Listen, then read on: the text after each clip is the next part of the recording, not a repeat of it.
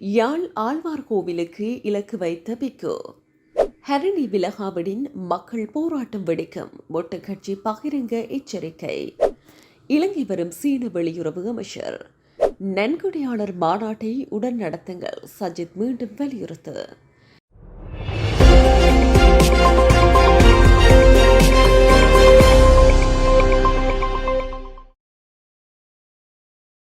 யாழ்ப்பாணம் வடமராட்சி வெள்ளிபுர ஆழ்வார் ஆலயத்திற்குள் புத்தர் சிலை ஒன்று இருப்பதாக யாழ் நாகவிகாரையினுடைய விகாராதிபதி கூறியிருப்பது பெரும் சர்ச்சையை ஏற்படுத்தியுள்ளது. வெள்ளிபுர ஆழ்வார் கோவில் என்பது யாழ்ப்பாணத்தின் தனித்துவம் மிக்க அடையாளம்.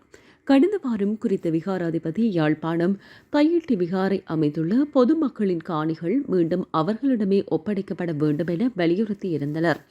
மேலும் தையிட்டி பகுதியில் விகாரை அமைக்கப்பட்டுள்ள காணி தனியார் மற்றும் பொதுமக்களுக்கு சொந்தமானது என்பதில் எந்தவிதமான மாற்று கருத்துமில்லை என தெரிவித்துள்ள அவர், புதிய அரசாங்கம் இந்த விவகாரத்தில் துரித நடவடிக்கை எடுக்க வேண்டும் என கேட்டுக் கொண்டுள்ளார். இந்த நிலையில் விகாராதிபதி வெள்ளிபுர ஆழ்வார் கோவிலில் புத்தர் சிலை இருப்பதாக கூறியிருப்பது தற்போது பெரும் சர்ச்சையை ஏற்படுத்தியுள்ளது.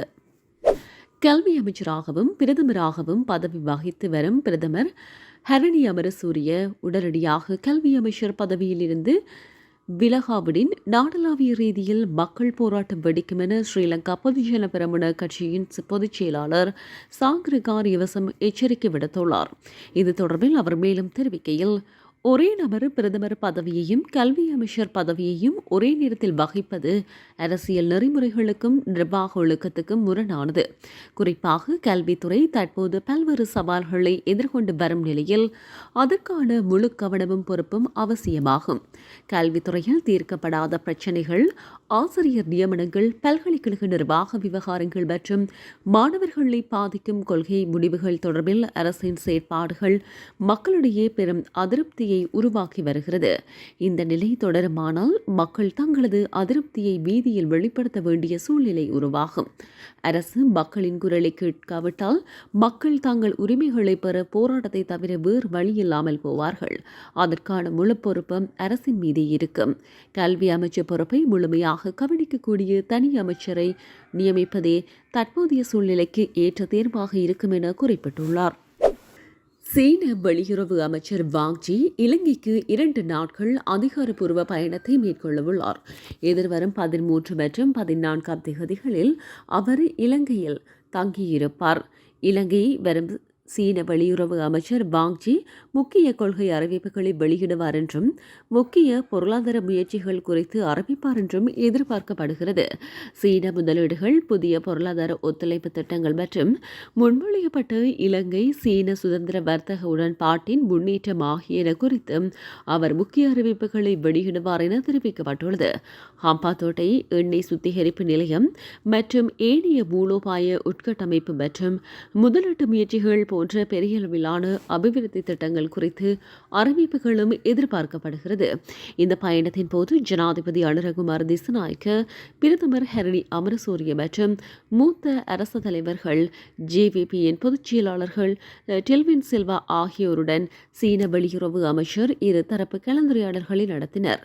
சீன வெளியுறவு அமைச்சர் வாங் ஜி சீன இலங்கை ராஜதந்திர உறவுகளின் 65வது ஆண்டு விழாவில் கலந்து கொள்வதற்காக 2022 ஆண்டு ஜனவரியில் கடைசியாக இலங்கைக்கு பயணம் மேற்கொண்டிருந்தார் என்பதும் குறிப்பிடத்தக்கது. டிட்வா சூறாவளியினால் இலங்கைக்கு பேரிழப்பு ஏற்பட்டுள்ளது. எனவே விரைந்து சர்வதேச நன்கொடையாளர் மாநாட்டை நடத்துங்கள் என எதிர்க்கட்சித் தலைவர் சஜித் பிரேமதாச மீண்டும் வலியுறுத்தியுள்ளார்.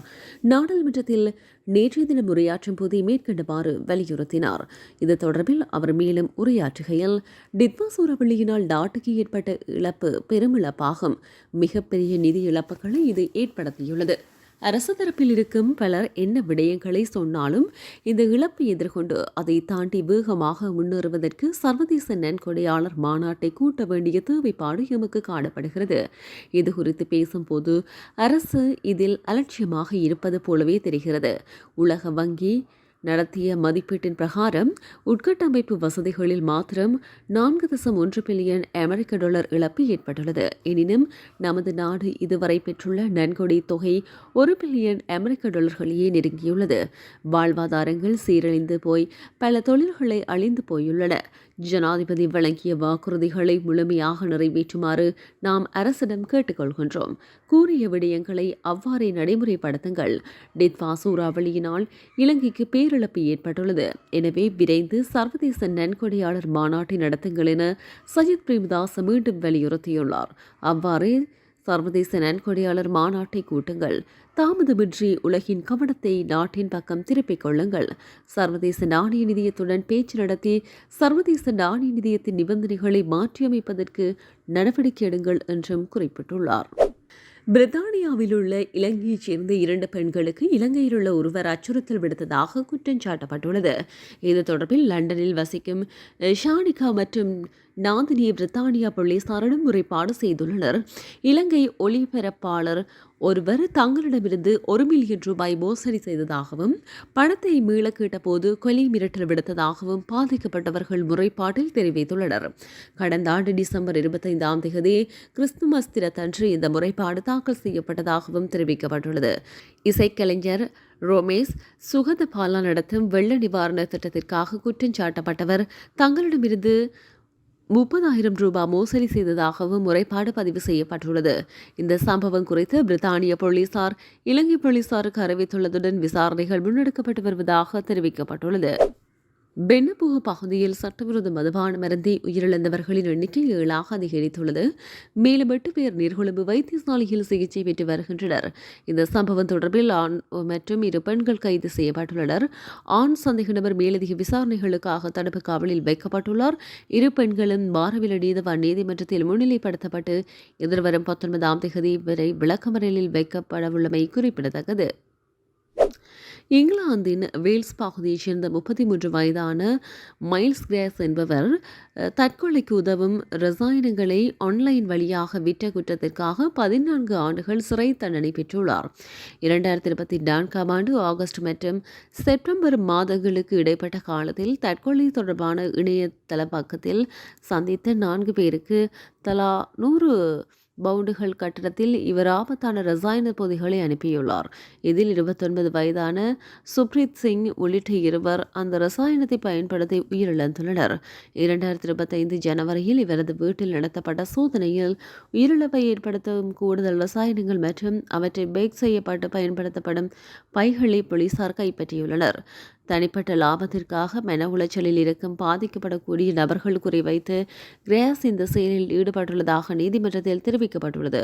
பாதிக்கப்பட்ட ஒரு பெண்ணுக்கு ரசாயனத்தை எப்படி உட்கொள்ள வேண்டும் என்பது குறித்து கால அட்டவணையும் அவர் வழங்கியுள்ளார். இந்த வழக்கை தொடர்ந்து இதுபோன்ற ஆபத்தான இணையதள பக்கங்கள் முடக்கும் பணியில் போலீசாரும் தீவிரமாக ஈடுபட்டுள்ளனர்.